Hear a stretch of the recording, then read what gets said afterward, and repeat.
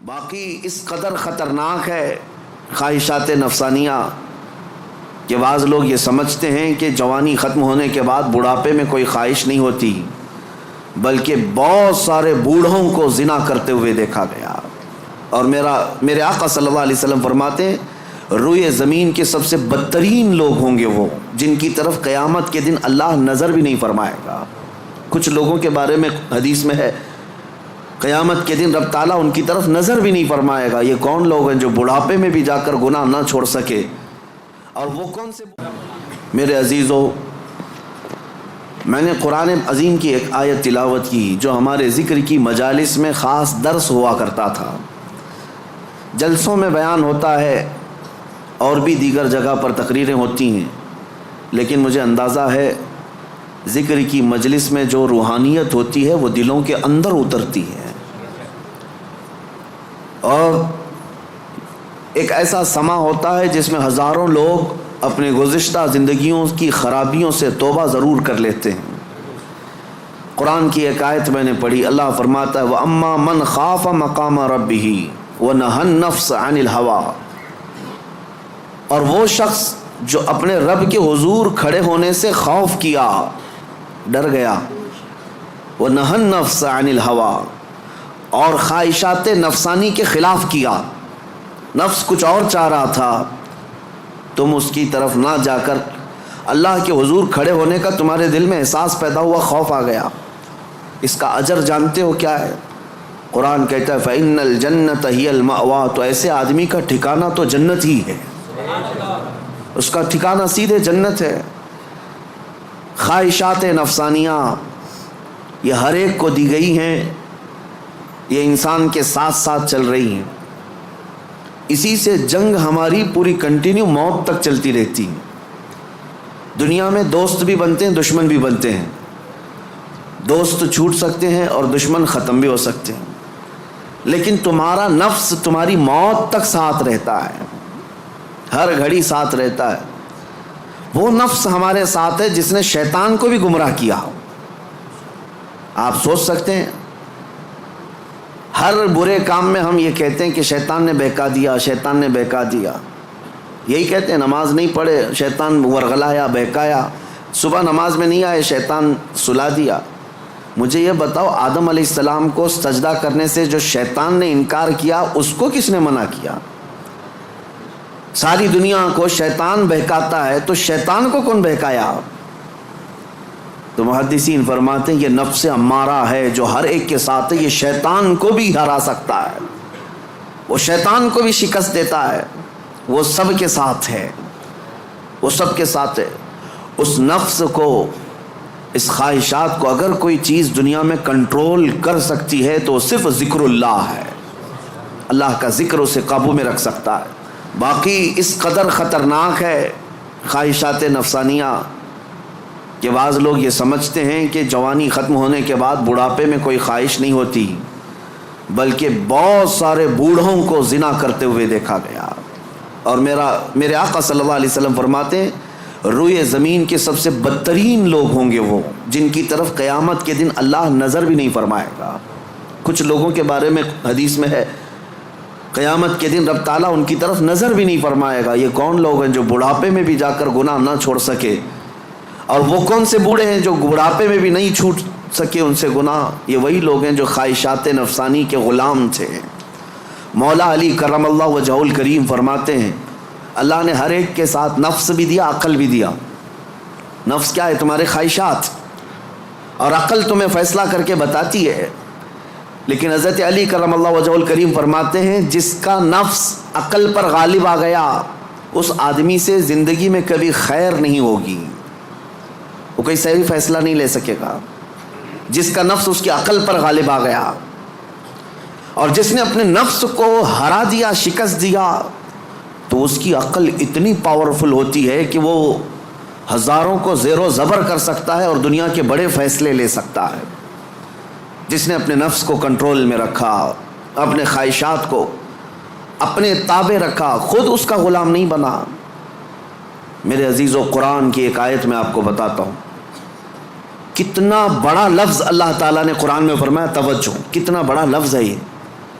ارأیت من اتخذ الہہ ہوا، اے محبوب کیا آپ نے نہیں دیکھا کچھ لوگ ایسے ہیں جنہوں نے اپنی خواہشات کو اپنا خدا بنا لیا۔ معبود، الہ کا مطلب ہے معبود، جس کی عبادت کی جائے اس کو کیا کہتے ہیں؟ معبود۔ اور قرآن کہتا ہے کچھ لوگ ایسے ہیں جنہوں نے اپنے نفس کو، اپنی خواہشات کو اپنا معبود بنا لیا۔ یہ قرآن کی آیت ہے، 2 جگہ آئی ہے۔ اب اتنا بڑا لفظ نفس کے لیے اللہ فرما رہا ہے کہ کئی لوگوں نے اس کو بت بنا لیا، اپنا معبود بنا لیا۔ کیوں؟ اس لیے کہ یہ وہی کرتے ہیں جو ان کا نفس چاہتا ہے، تو گویا کہ اس کی عبادت کر رہے ہیں، خواہشات کی پیروی کر رہے ہیں۔ نفس صبح اٹھا گناہ کی طرف کھینچا، آپ چل پڑے، گویا کہ اس کی عبادت میں لگے ہوئے ہیں۔ کبھی تو اسے شکست دو، کبھی تو اسے ہراؤ۔ رات کے وقت گناہوں کے اڈوں پر جانے کی جیسی خواہش ہوتی ہے، کیا اپنے آپ کو مارتے ہو؟ میں تمہیں بتاؤں، خواہشات تو بہت دور کی بات ہے، گناہوں کی خواہشات بہت دور کی بات ہے۔ سیدنا ابو بکر شبلی رحمۃ اللہ تعالی علیہ سلسلہ قادریہ کے بڑے مشہور بزرگ ہیں، جن کے نام سے ہم شجرے میں پڑھتے ہیں، بہر شبلی شیر حق دنیا کے کتوں سے بچا۔ وہ حضرت ابو بکر شبلی جب رات کے وقت عبادت کے لیے آتے تھے تو اپنی آنکھوں میں نمک کا سرما لگاتے تھے۔ کیوں؟ صرف اس لیے کہ نیند اگر آئی تو گویا کہ میں اپنی خواہش کا غلام ہو گیا، اپنے رب کا نہیں۔ عبادت اس کی ہو رہی ہے اور میں خواہش کے پیچھے چل رہا ہوں۔ حالانکہ نیند جو ہے یہ فطری چیز ہے، کسی کو کہیں پہ بھی آ جاتی ہے۔ اولیاء کاملین تو اس سے بھی اپنے آپ کو بچاتے تھے کہ وہ آنکھوں میں نمک پھیر لیتے تھے جس سے آنکھوں میں خون نکل آتا تھا۔ لوگ کہتے بھی تھے تو کہتے کہ اگر اللہ کی عبادت کے دوران اونگ آتی ہے، جھپکی آتی ہے، تو ان آنکھوں کی سزا یہی ہے کہ انہیں نمک لگا دیا جائے۔ اور حضرت شاہ مینا رحمۃ اللہ علیہ لکھنؤ میں آرام فرما ہے، حضرت شاہ مینا، ان کا حال تو یہ تھا کہ جب رات کو عبادت کے لیے کھڑے ہوتے تو ایک اونچی دیوار پر وہاں کھڑے ہو کر نماز پڑھتے، ادھر بھی کھائی ہے ادھر بھی کھائی ہے، کھڑے رہتے۔ لوگ کہتے کہ نماز پڑھنے کے لیے اتنی جگہ ہے، اس دیوار پر کیوں جا کر نماز پڑھتے ہیں؟ حضرت شاہ مینا فرماتے تاکہ میں ہمیشہ اللہ کی عبادت میں مصروف رہوں، اگر نیند آئی تو میرا جسم دیوار سے نیچے آ سکتا ہے اور اس جسم کو وہی سزا ملنی چاہیے جو اپنے رب سے غافل ہوتا ہو۔ نفس کے خلاف وہ اولیاء جنگ کرتے رہے، لڑتے رہے۔ سب سے بڑی خطرناک چیز آج ہمارے ساتھ جو چل رہی وہ ہمارے خواہشات سے ہے۔ اور میرے آقا صلی اللہ علیہ وسلم ارشاد فرماتے ہیں لا یؤمن احدکم حتی یکون ہواہ تبعا لما جئت بہ، تم میں سے اس وقت تک کوئی مومن نہیں ہو سکتا جب تک اپنی خواہشات کو میری مرضی کے حوالے نہیں کرے گا۔ تم ویسا جب تک نہیں کرو گے جیسا رسول اللہ چاہیں تب تک تم مومن نہیں ہو۔ تم وہ کرتے ہو جیسا تم چاہتے ہو، تمہاری مرضی، تمہاری خوشی، تمہیں جو اچھا لگا وہ کرنے لگے۔ یہ مومن کامل کی علامت نہیں۔ مومن کامل وہ ہے جو اپنی زندگی میں وہ کرے جو رسول پسند کرے، ان کی مرضی کے مطابق۔ میرے عزیزو، خواہشات یہ لامتناہی سلسلہ ہے، نہ ختم ہونے والا سلسلہ ہے۔ کسی بھی خواہش کا کوئی اینڈ نہیں ہے، کر کے دیکھ لو۔ تمہیں اگر دولت کی خواہش پریشان کرتی ہے تو کماؤ کماؤ کماؤ، کہاں تک جاؤ گے؟ کبھی بھی پیٹ نہیں بھر سکتا۔ نبی پاک صلی اللہ علیہ وسلم ارشاد فرماتے ہیں قبر کی مٹی ہی اس کا پیٹ بھر سکتی ہے۔ کسی بھی خواہش کا اینڈ نہیں ہے دنیا میں، جو خواہشات ہیں۔ مال کی خواہش، میں یہ نہیں کہہ رہا کہ کسی کو مال کمانا ہی نہیں چاہیے، ارے میاں زندگی گزارنے کے لیے ہر ایک کو کمانا ہے، ہر ایک کو کمانا ہے، لیکن میں جس چیز کی مذمت کر رہا ہوں غلام بن کر کے پیچھے بھاگنا۔ جیسے فارسی میں کہا گیا ہے خوردن برائے زندگی اس نہ کہ زندگی برائے خوردن۔ کھانا جو ہے تمہاری زندگی کے لیے ہے، پوری زندگی کھانے کے لیے نہیں ہے۔ فرق دونوں میں سمجھ رہے آپ؟ مال تمہاری زندگی گزارنے کے لیے ضروری ہے لیکن پوری زندگی مال کے لیے نہیں ہے۔ لیکن خواہشات کبھی ختم نہیں ہوتی۔ شہوت کی خواہشات، نفس جیسے جنسی عمل کے ذریعے سے اپنے جسم کو سکون پہنچانے کی کوشش کرتا ہے، وہ خواہشات بھی کبھی ختم نہیں ہوتی، کبھی ختم نہیں ہوتی۔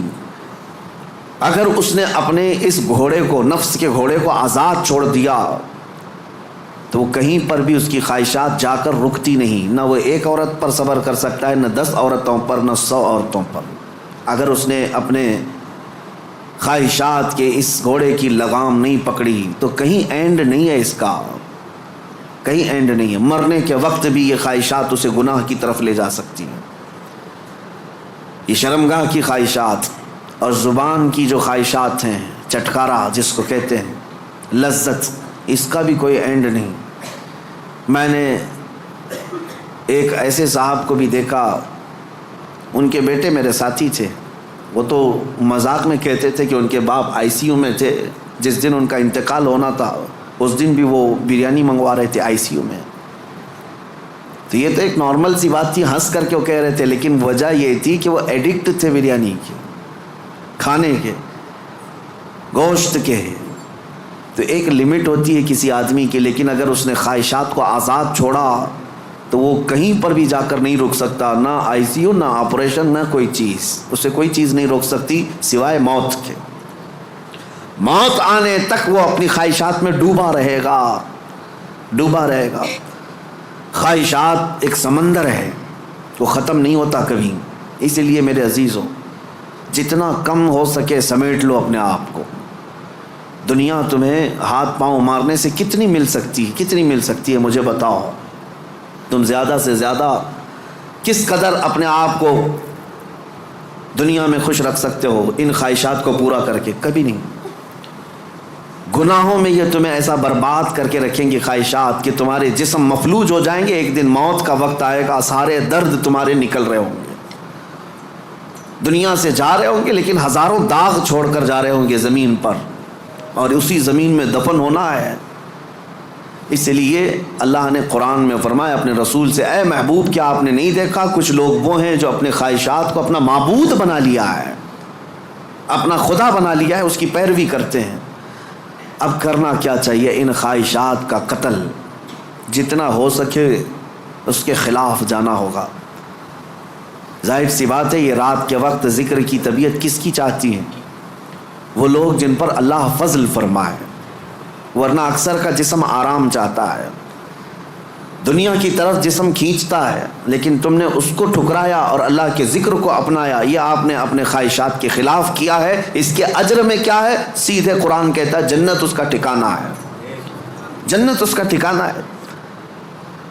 حضور پاک صلی اللہ تعالیٰ علیہ وسلم فرماتے ہیں، جانتے ہو اپنے صحابہ سے اللہ کو سب سے زیادہ پسندیدہ چیزیں کیا ہیں؟ اللہ سب سے زیادہ کیا چیز پسند کرتا ہے بندوں میں؟